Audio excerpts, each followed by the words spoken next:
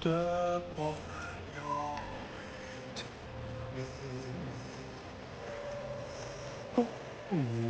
rose to green, bring me back to life.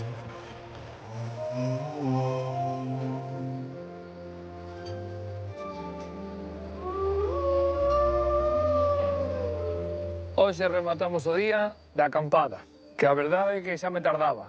Ao final metín todo para poder acampar e facer algunha noite de vivac, pero ata agora a hospitalidade foi máxima. Entre a xente que conozo e a que me aloxou, pois tampouco fixo falta. Vou cenar algo lixeiro, como unha mazán, solamente hoxe me apetece fruta. E nada, a reflexión foi que non sempre se pode chegar hacia o sitio que queres, non? Quero decir, ao final, sempre vivimos con incertidumbre, e neste caso foi así. A miña intención hoxe era avanzar máis, pero como mirei o cabalo un pouco pachucho, pois tomei a decisión de quedarme. Bueno, cortei o pelo tamén, coñecín a Teresa, que a verdade recordoume un pouquiño a miña abuela, non só polo nome, senón por esa forma tan emprendedora e tan visionaria que la tiñan, ou mellor así con esa fortaleza. Que estando tan lonxe ahora da casa, lembroume un pouquiño a terra e a casa. Así que nada, voume deitar cedo para levantarme cedo tamén, e mañán seguir e continuar hasta a ver se damos chegado a Rinlo. Vémonos mañán.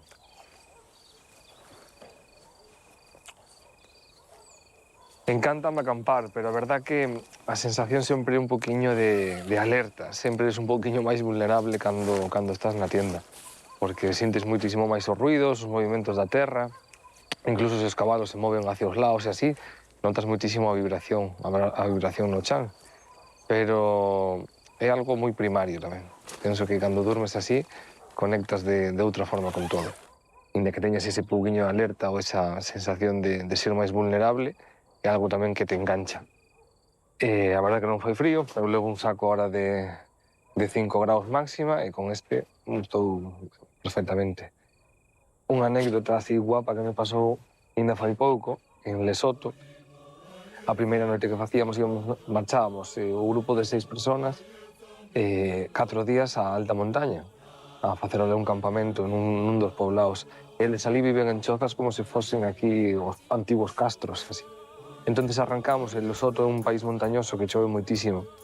E levamos unhas boas tiendas impermeables, pero choveu tanto que chegamos empapaos. Tuvemos que quentarnos como podemos, quecernos ali nun lume que tiña un dos pastores a 2.300 metros de altura. Pola noite que facía un frío horrible. E tanto choveu con tormenta eléctrica que a tienda de campaña empapouse. Non se empapara, senón que se calaban. Non puden dormir en toda a noite. Tuvemos que pasar levantándonos todo o rato, intentando levantar o cu, tiñemos un palmo de agua dentro da tienda, e a verdade que non foi nada agradable estar a esa altura, con frío, que a tenda empapada, sin poder salir, esa incertidumbre de non saber onde estás. A verdade que non se pasa demasiado ben, pero son experiencias que tamén merecen moito a pena. Así que nada, eu penso que poder estar aquí hoxe, cos cabalos aí ao lado e xa en casa, con esta temperatura, nesta época do ano, vai a ser unha noite de descanso placentero.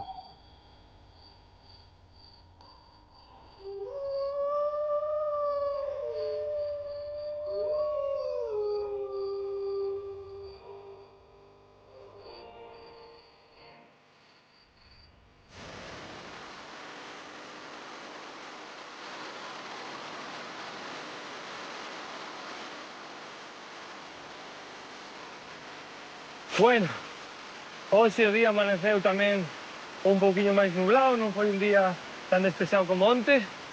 Levo como 2 horas xa desplazado hacia o norte, en dirección á costa, que o estou buscando.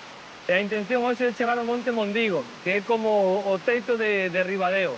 Desde aí podese contemplar moi ben as vistas, e que mellor que un lugar alto para poder orientarse ben. Atopei esta fervenza, que é un lugar espectacular, e creo que cruzándoa podería tallar bastante, pero a verdad que o paso non está nada fácil, polo que creo que vou a probar a cruzar cun dos cabalos, ver se o acceso é bo, e se así cruzar, e se non terei que seguir dando a volta pola carretera.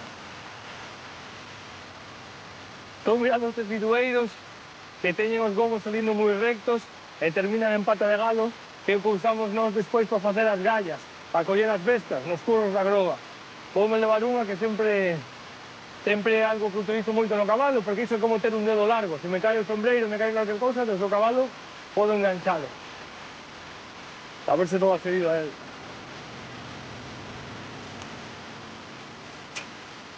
A navalla mariñeira nunca fai.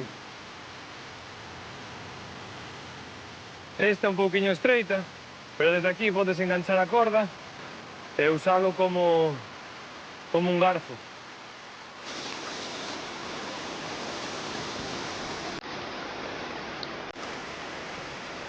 Bueno, Nelo, veña, vamos a intentarlo. Vamos a intentar cruzar aquí para testear la zona. Va. Vai. Va. Espera.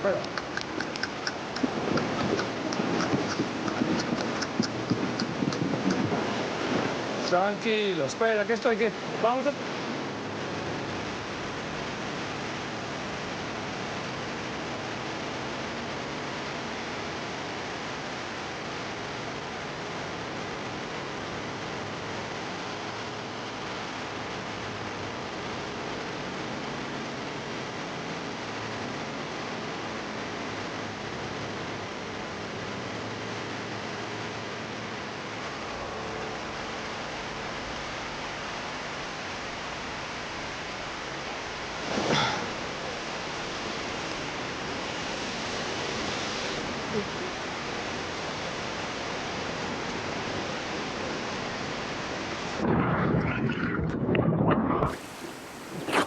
Bueno, pois ao final o que pensaba.